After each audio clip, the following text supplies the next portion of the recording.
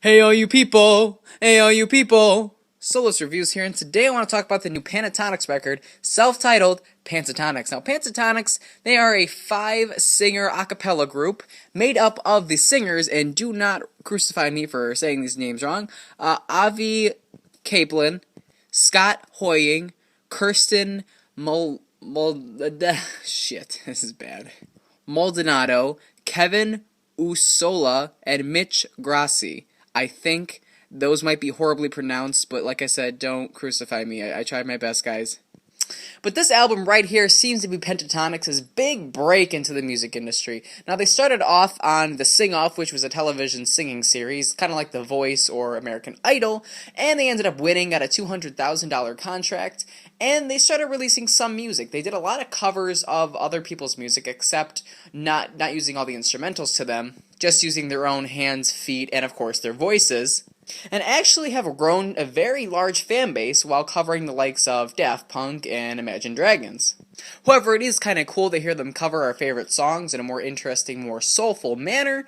It also is alluding to the fact that they haven't been able to make any songs of their own. They've just been covering songs by big-name artists, and yes, it sounds wonderful, but at the same time, we kind of want to hear what they have to offer. So, on this album right here, it looks like we are getting more original work. And guys, again with the crucifying, I don't think any of these songs are cover songs except Where Are You Now, Cheerleader, and Lean On. So if I'm talking about a song and I fail to mention that they're covering another song because I just don't realize it, don't hate on me for it, because in all honesty, it really doesn't matter. Yes, it's kind of cool little tidbit that, oh, this is a cover, but this album I'm listening for to hear the music. I'm hearing the overall concepts and how this album comes together well as an a cappella album. I'm not really listening to see how well they covered this song, and I'm not going to judge it on that. So ladies and gentlemen, without further ado, I am going to listen to Pentatonix by Pentatonix, and then afterwards I am going to tell you guys just how I feel about it. So, what did we get with this new Pentatonix record, huh? Well, I feel like the best way to describe this album to you is by telling you guys the main flaw that this album has.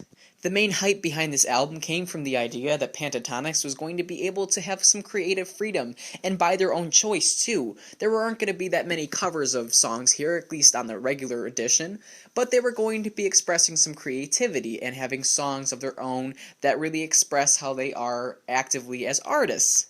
And what ended up happening here was the realization that they're better on other people's songs because those songs actually have depth as opposed to the songs they construct here on their own that really lack any substance, any in-depth topic. It was really paper-thin topics, like paper-thin blow in the wind. I mean, I really wanted to like Pentatonix because then I could tell people, yeah, they do great covers of other people's music, but simultaneously they also make good music of their own. They have the ability to go both ways. But it seems as though when they're off creating their own music, they fall short in some areas, like not being all that entertaining of a group. I mean, like I said, the big problem they have here is some of the work they're putting here lacks a deeper meaning, and I don't need that deep of a meaning. I don't need something that's like, whoa, mind-blowing, bro. But I need something that's going to make me feel like the song was worth listening to. Something like, oh, it has an idea of what it wants to do, and these songs have ideas, but they don't elaborate enough to an extent. They're just kind of dull, really kind of childish, cheesy tracks. Like, these are the type of people I would expect to come in for a pep rally when you were like in 4th grade, come and teach you about respect and courage and responsibility and all that jazz. These are the people that would put that musical format at your school pep rally when you were in grade school, and that is not a good thing. For some reason, they act like they're making music for a younger audience when the people who are going to know about them are more mature audiences, like people in their teenage years. And this stuff comes off like it's High School Musical soundtrack stuff. Like this, it's really, really simplistic, and I can't say that is something that works to their benefit. It actually dragged this album down a lot. For instance, on the track Sing. Now, Sing was essentially about you having the bravery or having the ability to have vocal freedom, and they want you to express that. They want you to be able to sing and stand up for yourself and be happy who you are, and yeah, empowerment. And I just found myself finding that to be a very cheesy thing that they did. It just wasn't all that great of a topic, and they didn't further elaborate on it. It was just all it was giving self-empowerment to have empowerment to stand up and speak your mind and sing however which way you want.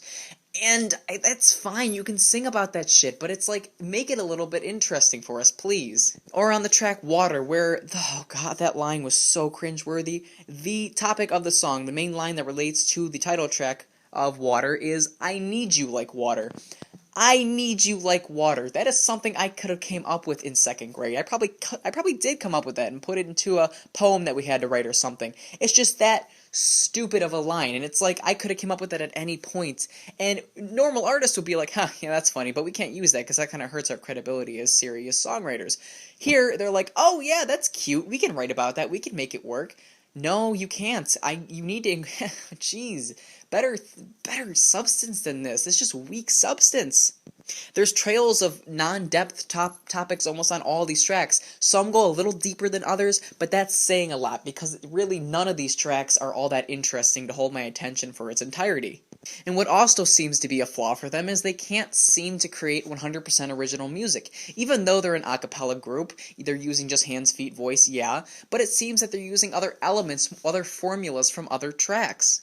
Now, I don't know if this song was directly, it was given credited for this album, but on the first track, Na Na Na, it sounded almost exactly like Walk Like an Egyptian by the Bangles.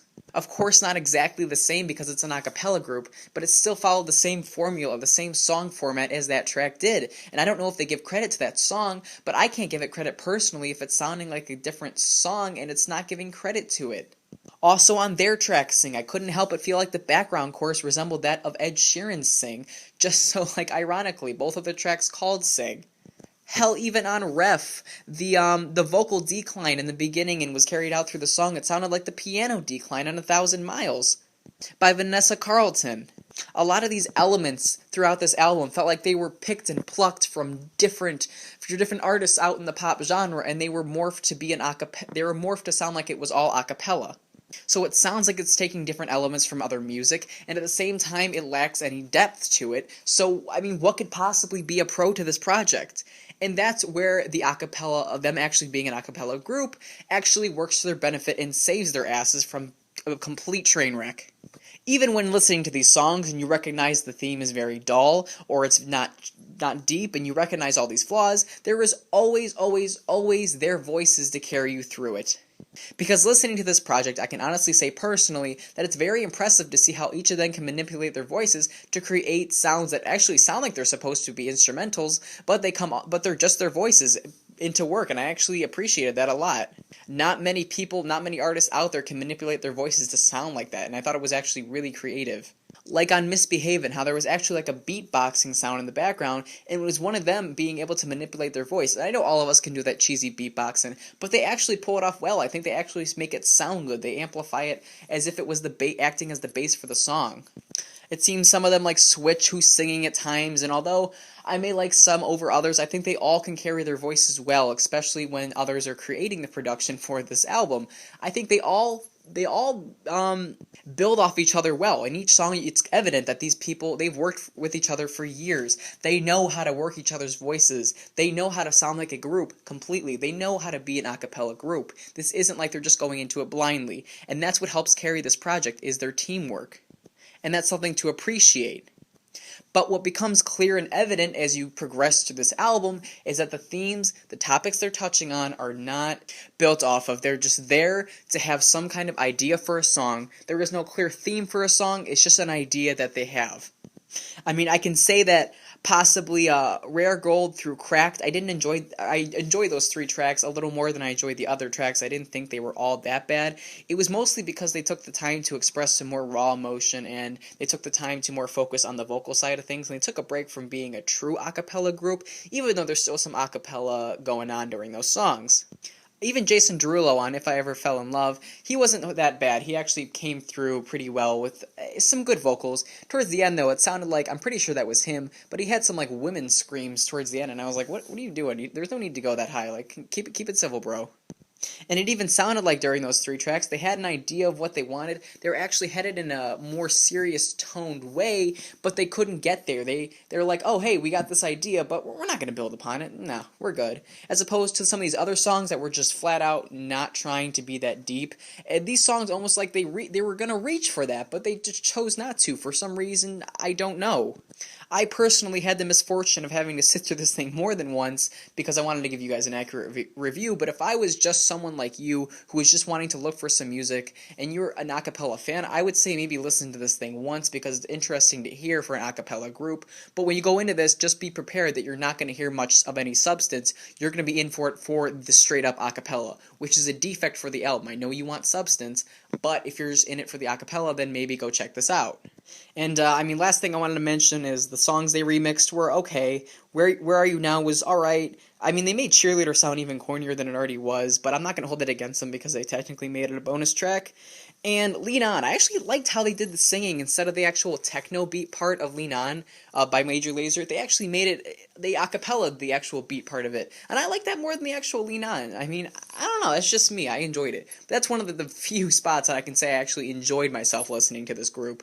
But other than that, I really cannot see myself ever coming back to this project, because as a pop record, it really falls short of gripping me in any way possible. I have no emotional investment in it, and some of the themes on here just do not work for me. Overall, this album, it just came off to be very plain, very dull, cool for a cappella, but overall as a project, not a very good one.